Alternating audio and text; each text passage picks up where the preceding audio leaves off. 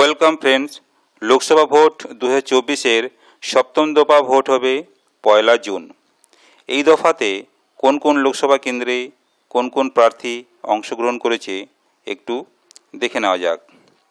আজকে আমরা যে লোকসভা কেন্দ্র নিয়ে আলোচনা করব সেটি হলো কলকাতা উত্তর লোকসভা কেন্দ্র। এই লোকসভা কেন্দ্রে যে দলের হয়ে যে প্রার্থী দাঁড়িয়েছেন তারা হলেন টিএমসি থেকে সুদীপ বন্দ্যোপাধ্যায়, বিএসপি থেকে ওমপ্রকাশ প্রজাপতি, আইএনসি অর্থাৎ কংগ্রেস থেকে প্রদীপ ভট্টাচার্য, বিজেপি থেকে তাপস রায়, এসইউসিআই থেকে ডক্টর বিপ্লব চন্দ্র,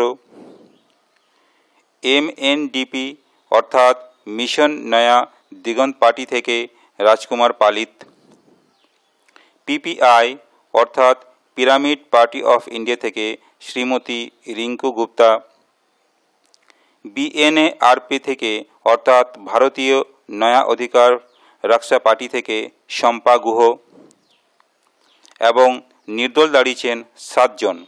তারা হলেন অমল কুমার দে, অনুজিৎ কুমার নান, বিনয় কৃষ্ণ চ্যাটার্জি, মিসবাহুস সালাম, প্রণতি পল, সুরেন্দ্র কুমার কাবরা এবং স্বপন দাস। এই কলকাতা উত্তর লোকসভা কেন্দ্রে এমপি হবার এই দৌড় প্রতিযোগিতায় কে জয়লাভ করবে সেটাই এখন দেখার বিষয়। ভিডিওটি ভালো লাগলে শেয়ার করবেন। আপনারা ভালো থাকবেন, সুস্থ থাকবেন। ধন্যবাদ।